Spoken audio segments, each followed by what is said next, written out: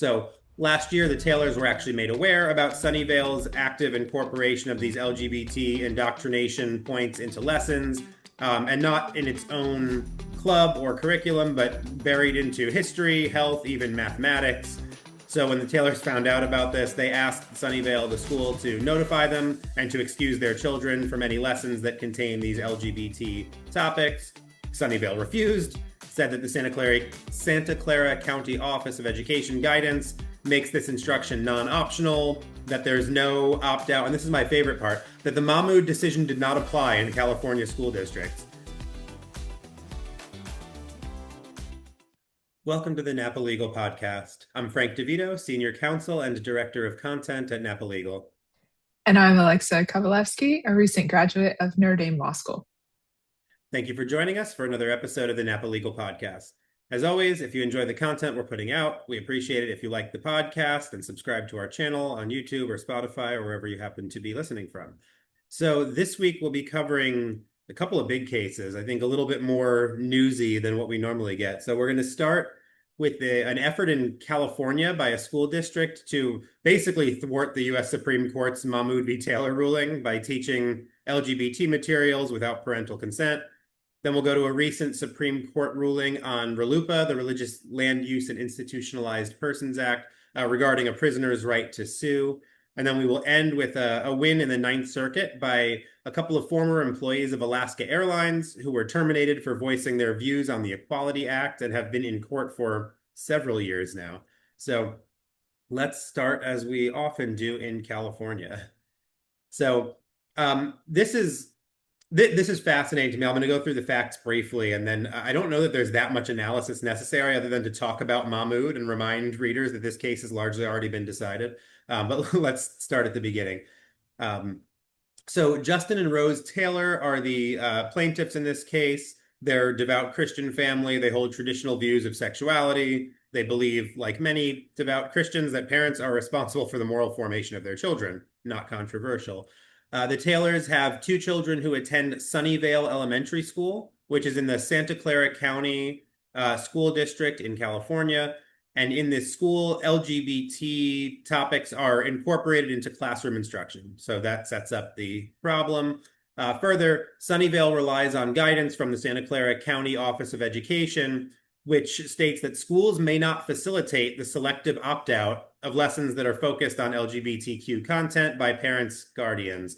So if echoes of Mahmoud are already ringing around your head, I'm glad that you are on the same page. My reading is that this is in direct conflict with the Supreme Court's ruling in Mahmoud v. Taylor. As you probably remember, in Mahmoud, the Supreme Court held that parental religious rights are in fact violated when a school denies parents notice and opt-out forms for instruction that contradicts the parents' faith, at least in many circumstances. We'll get into that in a moment. So last year, the Taylors were actually made aware about Sunnyvale's active incorporation of these LGBT indoctrination points into lessons, and not in its own club or curriculum, but buried into history, health, even mathematics. So when the Taylors found out about this, they asked Sunnyvale, the school, to notify them and to excuse their children from any lessons that contain these LGBT topics. Sunnyvale refused, said that the Santa Clara County Office of Education Guidance makes this instruction non-optional, that there's no opt-out, and this is my favorite part, that the Mahmoud decision did not apply in California school districts. I was talking to one of our interns yesterday when he first found this case, and he came to me wide-eyed and said, well, I guess they found the cheat code. This is how you get around Supreme Court district. The Supreme Court opinion, you just say, doesn't apply in our state and make them decide the same issue 50 times? Questionable. In response to Sunnyvale and the school district not being responsive, the Taylors, represented by Beckett Fund, filed a lawsuit in the Northern District of California and asked the court to honor their parental rights and ensure that there's some kind of opt-out option for these LGBT topics in the schools. And this is, like I said, it feels so straightforward that it seems kind of silly to go through analysis. I don't think it needs too much commentary. I'm kind of baffled as to how Santa Clara County thinks that the policy can be distinguished from what was held unconstitutional in Mahmoud. And you do have to do that because you can't just say it doesn't apply in California. Of course, you actually have to show that the curriculum and the mandated topics in this curriculum are distinct from what was held unconstitutional in Mahmoud. I don't see any way that that can be done. Obviously, we'll see more when there's actually filings from the school in court. But for now, I want to go into a little bit of the Mahmoud case just for a refresher and why I think it's like exactly on point. So if you recall, in Mahmoud, the Montgomery County, Maryland school there had LGBT themed books in their curriculum for young children, including elementary school children. There was originally an opt-out provision, which is interesting in Maryland, but too many parents apparently were taking advantage of this and opting out. So the opt-out was removed, claiming that it was, creating too much disruption to their school, which, if it were me, would make me question why we have a curriculum that like a third of the parents object to instead of removing the parental right to opt out. But nobody asked me. So from here, I just want to read pretty extensively from some of the holdings in Mahmoud, because again, I just think it's so on point for this California case. So right in the summary, like some of the basic holdings in the Mahmoud case, Justice Alito writes some things that, again, I think are crystal clear on this. All right. The parents assert that the board's introduction of the LGBTQ plus inclusive storybooks, combined with its decision to withhold notice and opt-outs, unconstitutionally burdens their religious exercise. All right, so LGBT storybooks combined with no notice, no opt-out to parents, that's an unconstitutional burden on religious exercise. That was the parents' assertion. The court holds that the parents were likely to succeed on their claim. This was a preliminary injunction. That the board's policies unconstitutionally burden their religious exercise. The court has long recognized the rights of parents to direct the religious upbringing of their children. And those rights are violated by government policies that substantially interfere with the religious development of children. Okay. So the basic premise is religious education, and education in general is primarily the duty of parents. The duty of educating children in one's religious beliefs, like all religious acts and practices, receives a generous measure of constitutional protection. Right. So that's the basic ruling there. But one thing that I think we do have to point out to make sure that there's no distinction in California is to talk about what kinds of curricula, what kinds of content the Mahmoud ruling is talking about. Because it's not just about any kind of LGBT content in general, but what Justice Alito writes is that the problem is when you're making it normative. And so the court says here in Mahmoud, the board's introduction of the LGBTQ plus inclusive storybooks, combined with its decision to withhold notice to parents and forbid opt-outs, substantially interferes with the religious development of children and imposes the kind of burden on religious exercise that Yoder, it's the 1972 case, found unacceptable. The books are unmistakably normative. They're designed to present certain values and beliefs as things to be celebrated and certain contrary values and beliefs as things to be rejected. The court does not accept the board's characterization of this instruction as mere exposure to objectionable ideas or as lessons in mutual respect. The storybooks unmistakably convey a particular viewpoint about same-sex marriage and gender, end quote. So I think that's the big problem here, is that, all right, if you were just saying, hey, some people think that, there's more than one way to be married, right? Two men, two women can marry. Like, that's an opinion that's out there. Again, in my opinion, completely inappropriate for elementary school kids. They just don't need to be, I don't think, to encounter any of this stuff in a positive or negative light. I think children's innocence should just be left alone, and they shouldn't be exposed to sexual or gender ideology of any stripe. Let them be kids. These were third graders in this case in Mahmoud. But particularly what the court is saying here is that notwithstanding, when it's normative, when you're saying like, this is good, now you've gone from objective, scientific or principle, like we're just putting out there what different people believe. You're saying this is good. Other objections to this are bad. Okay, now you're in the point where you're definitely instilling ideology and running afoul of the religious rights of parents. I think that's absolutely right. And then the one other thing that I always want to point out with Mahmoud is that the Supreme Court here definitely rejected the idea that parents have a religious right not to send children to public school, but then if they do choose to send them to public school, then basically they have to leave their religious opinions at the door, right? It's like, okay, if you're religious and you have religious objections to what the public school is teaching, that's your right as a parent, then don't send them to public school. The court rejected that pretty much out of hand. And I'll just last quote from Mahmoud, I think. It is no answer that parents remain free to place their children in private school or to educate them at home. Public education is a public benefit, echoes of Carson v. Macon. The government cannot condition its availability on parents' willingness to accept a burden on their religious exercise, right? You still get to be religious even if you send your kids to public school, and teachers can't just say, too bad, we're going to teach them what they want, notwithstanding your religious beliefs. That clearly doesn't fly under the First Amendment. So with all that in mind, I think the only thing that the school here in California could do to distinguish their curricular choices from Mahmoud is to show that their LGBT curricular materials do not celebrate or make normative LGBT views, but merely, expose children to different ideas, encourage mutual respect, and so on. But that's clearly not what's happening. In the Santa Clara County guidelines, which I took a look at, my intern found these for me. Thank you, Liam. The intro is pretty clear. Right in the first paragraph, is definitely on the first page in the intro to the materials, that the purpose of the curriculum is to, quote, create a school and district culture that celebrates diversity, equity, and respect for everyone, regardless of sexual orientation, gender identity, or gender expression, end quote. To celebrate the variety of sexual orientation, gender identity, like these are normative. Right, celebrating these things rather than just objectively saying they exist is one of the things that Mahmoud said, like, okay, now we're in the realm of imposing a certain ideology, that we celebrate all of these things. And so now you're in the realm of Mahmoud, I think pretty clearly.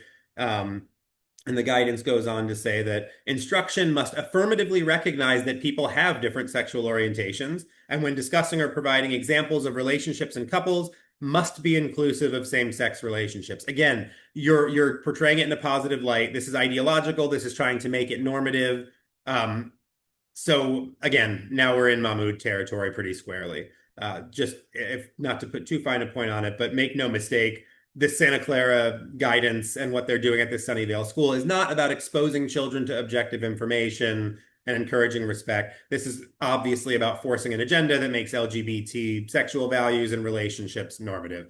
Precisely what Mahmoud said could not be forced on children whose parents had religious objections to such things. So I really don't see any way that this policy of mandating this curriculum with no parental notification or opt-out provisions, which again, the guidelines from the county says we have no opt-out provisions available for these curricular inclusions. So I don't see any way that this survives this legal challenge under the clear precedent set in Mahmoud, and I certainly hope it does not survive this legal challenge. So we'll watch as more comes out, but I think we've already seen enough from the initial statements of the school and what's right in the guidance that the school said they're relying on to say, yeah, no, there's no bona fide way to distinguish us from Mahmoud, and I would like to see a quick disposition that time will tell. Yeah, I'd love to speculate in two areas on this case, which we sometimes like doing, especially when we don't have filings from the other side. But I imagine that one of the reasons the school district or the general county policy is to not include opt-out provisions is because they've made this curriculum, if we can call it that, so pervasive in all parts of their education. So it's actually would be quite difficult to administer an opt-out provision. I'm not saying that makes it okay, but if you have it in the history lesson and in the math lesson and in the science lesson, and what are you having children leave the classroom every 15 or for 15 minutes for every period that they're being taught a different subject or something? That could be one of the reasons the school district just said, well, we don't do opt-outs to this because it would be quite difficult for them to administer actual opt-outs. That doesn't mean that they're allowed to do that, obviously, in those cases, but I wonder if that's one of the reasons that they didn't introduce it in the first place. The second speculation that I have on this is that the school district will come back and say, or the county will come back and say, no, this policy is not normative.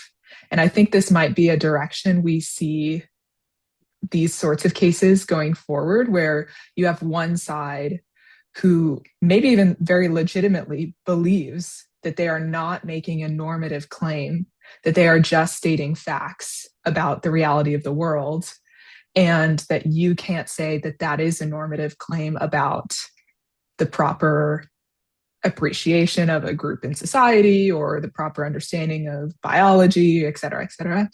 And it will be an interesting interaction then with the courts, even though you have cases like Mahmoud where they've been pretty clear on what is normative and what is not.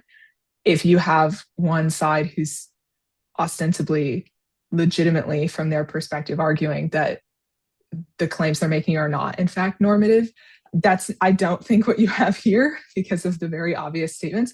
But I think that they could potentially try and argue that. And we would just hope that the court says no, that that's not an accurate claim about what a normative statement is. Yeah, it's a good point. It's easy to just assume bad faith, but you're right. I think the ideology has so warped the people who have subscribed to it that it's often a matter of like, well, this is just objective fact. We're just explaining how things are. Like, that doesn't even cross someone's mind who's that steeped in it to think that there are divergences that are legitimate and that this is ideology and not scientific fact. But here we are. Right. Yeah. So we'll move from that case to a recent SCOTUS decision that came out this week, which sounds at the beginning, as I'll start describing it, like a religious liberty issue, but it's actually, while in one sense a religious liberty issue, a bit more technical. So we'll talk in more technical legal weeds with this one. And this is that prison guards are not going to be held liable, cannot be held liable in their individual capacity for shaving an inmate's hair off when the inmate held a religious conviction not to have his hair cut. So this case involves Damon Landor, who's a devout Rastafarian, and he was a prison inmate in a couple Louisiana state prisons back in 2020, and he had his hair forcibly shaved by prison guards. So Rastafarians take a Nazirite vow, and part of that vow includes the commitment never to cut one's hair. It's a biblical commitment that they have. He was transferred to a couple different state prisons. The first two seem to have allowed him to seek an accommodation, not have his hair shaved. About 3 weeks before the end of his sentence in 2020, he was transferred to a new prison, and he presented accommodation documents and even a federal court opinion printed out that stated in a similar matter that the inmate was granted a religious exemption.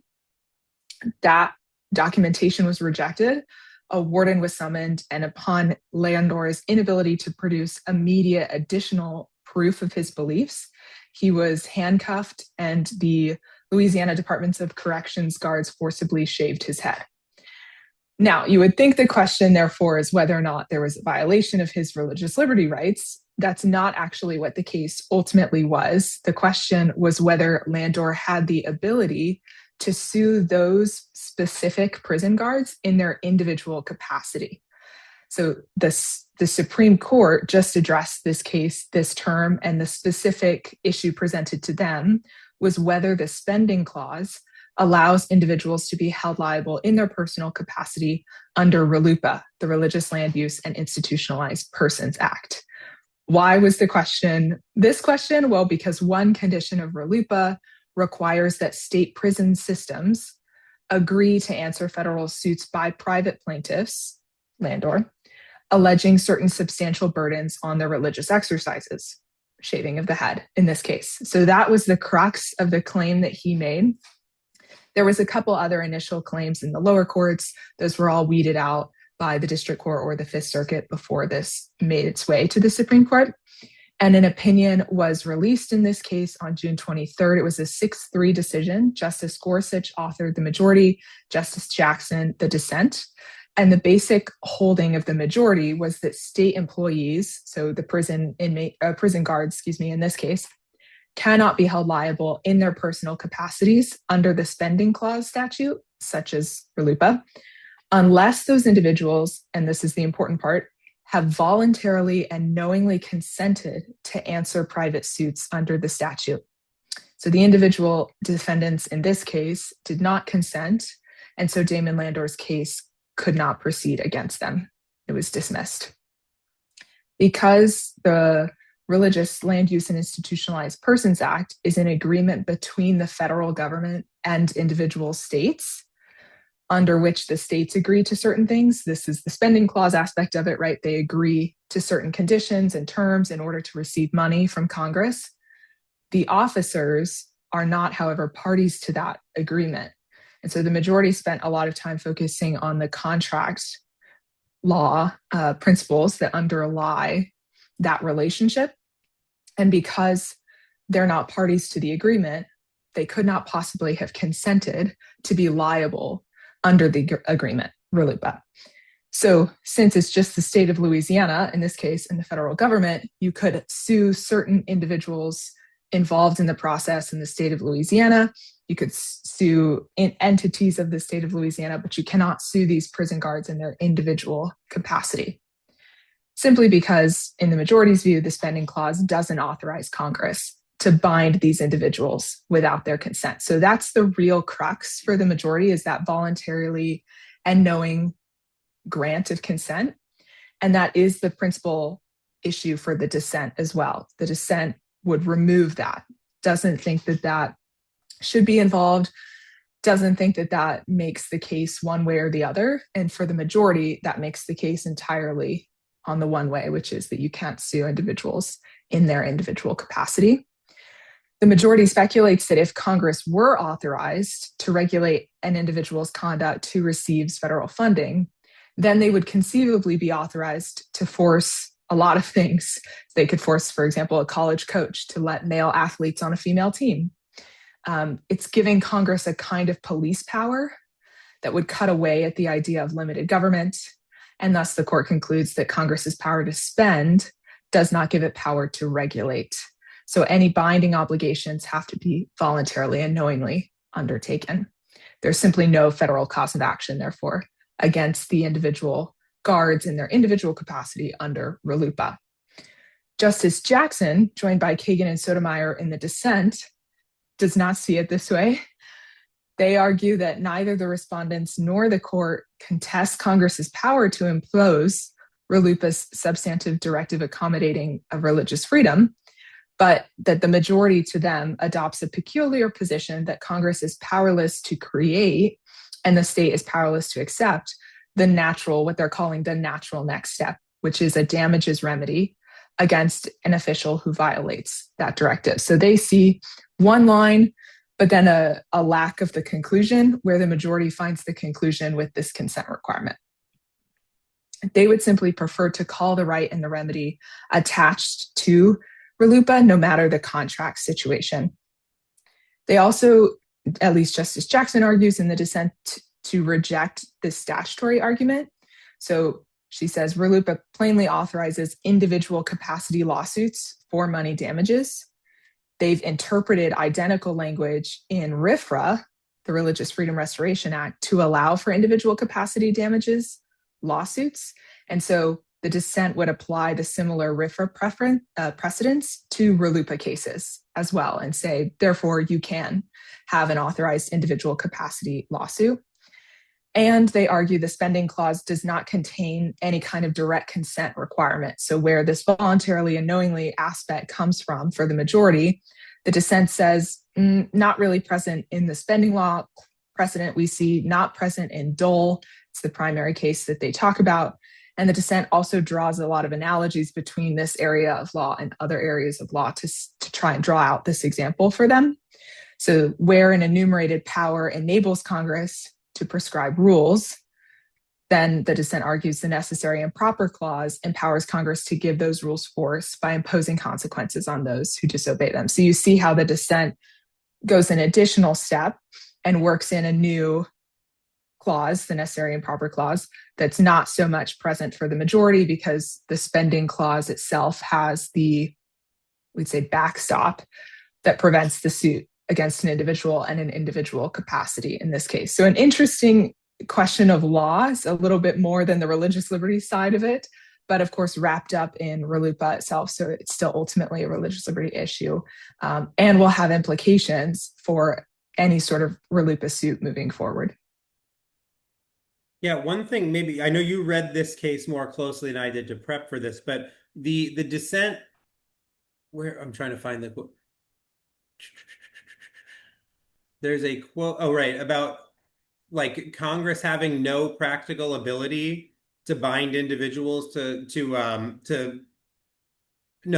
bind the people who violate RLUIPA to money damage. I was very confused by that because the argument is not that Congress can't authorize money damages, right? It's just that they didn't, or at least it's silent about it. And the current Supreme Court precedent is that, right, compensatory and punitive damages are not available through RLUIPA lawsuits. You can have like injunctive and declaratory relief.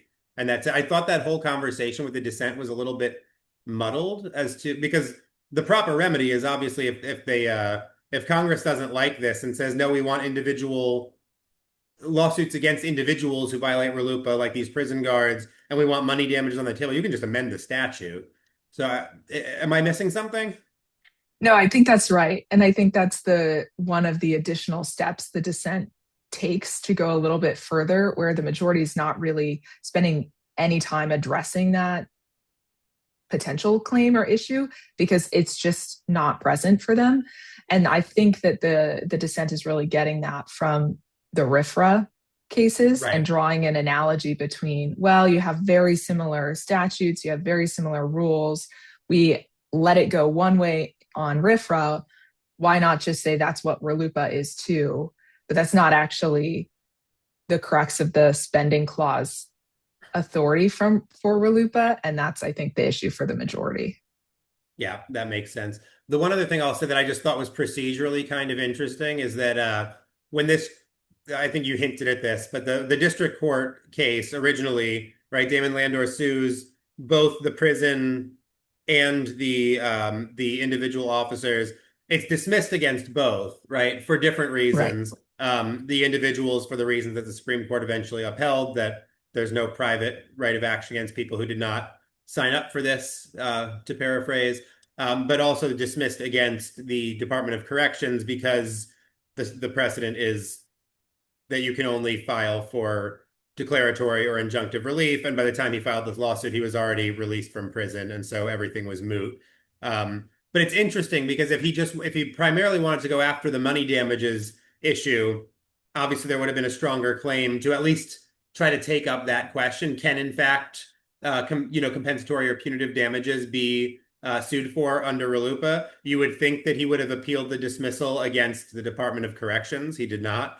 So I just thought that was interesting that this was really like, this lawsuit was appealed to the Fifth Circuit and then SCOTUS just to try to get the ability to go after people in their individual capacity under RLUIPA. Because if he really was just going for the money damages, he would have appealed the whole thing and not just against the plaintiffs from which, or the defendants from which he was least likely to recover anything. So not that there's anything particularly unusual about a targeted lawsuit to try to answer a particular question of law, but I think this is definitely that.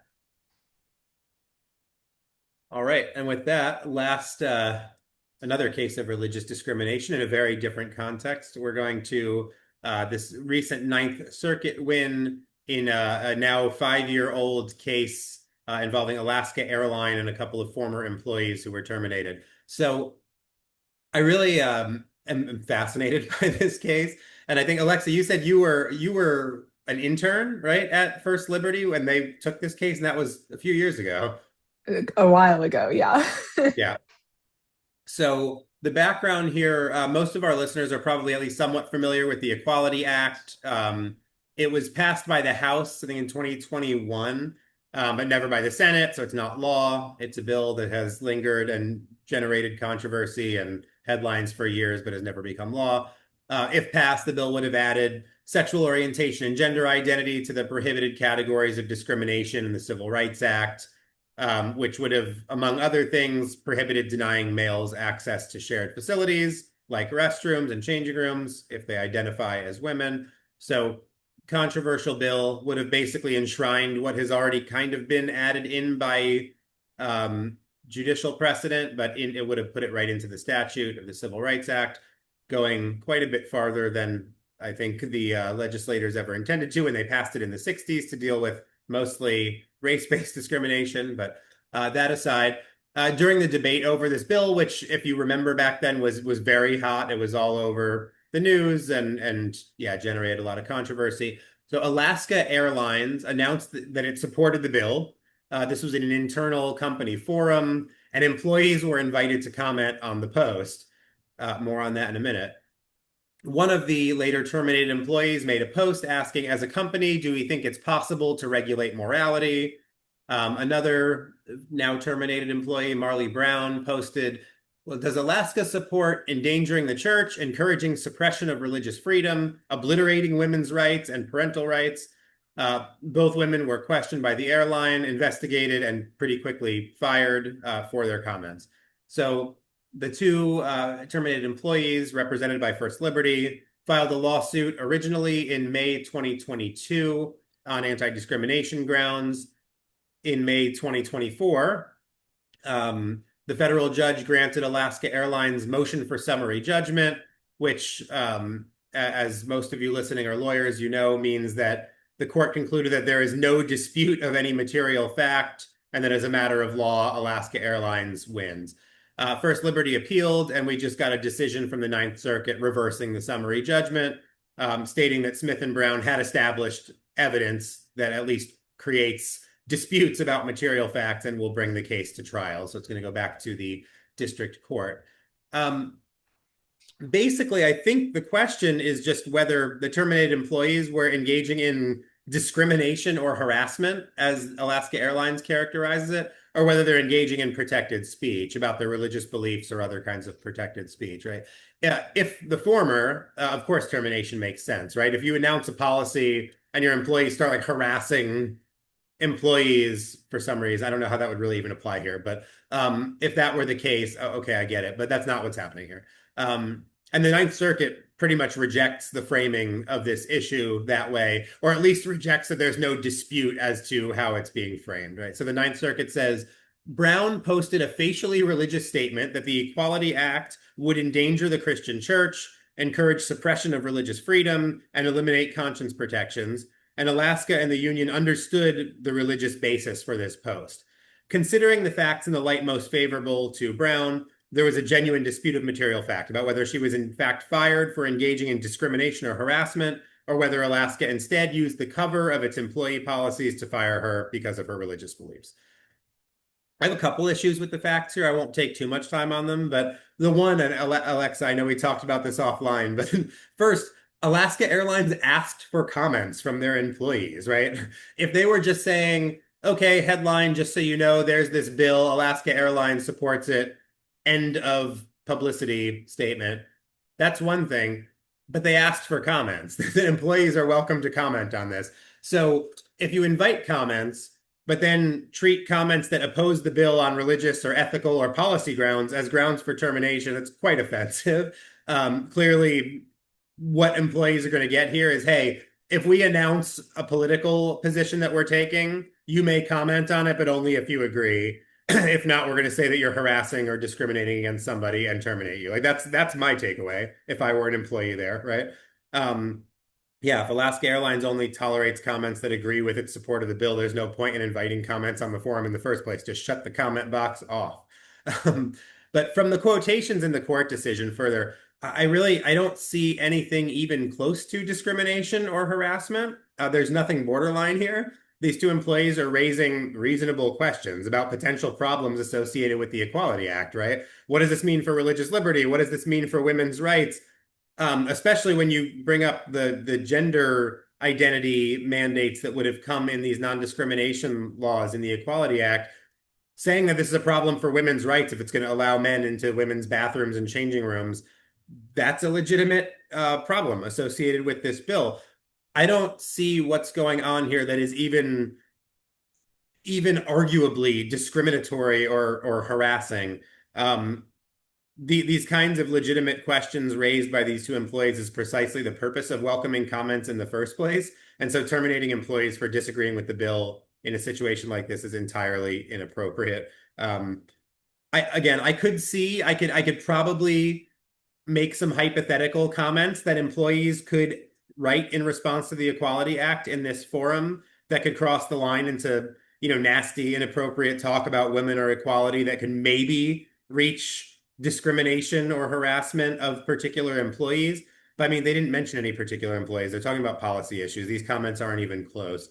So again, there really seems to be no question that these were not just not harassment or discrimination, but these are religiously or ethically motivated objections to the bill. They're not harassing or discriminating against anyone, as I said, but So it's offensive to me to classify these comments as anything that could warrant termination, not even close to the line. And like I'd said in the beginning, if Alaska Airlines isn't going to tolerate opposition to the bill, opposition that's clearly based on religious or ethical principles, then just don't ever invite comments in the first place. There was no need for this. So the lawsuits by the two employees will now proceed back to trial in the district court. They're alleging religious discrimination under both Title VII and the state WLAD, the Washington Law Against Discrimination, which often we are covering at Napa Legal because it's being used to bludgeon religious folks. So it's kind of interesting to see the shoe on the other foot. I think it's a pretty important case, both because of the state that it's in and just because of the nature of this kind of religious discrimination.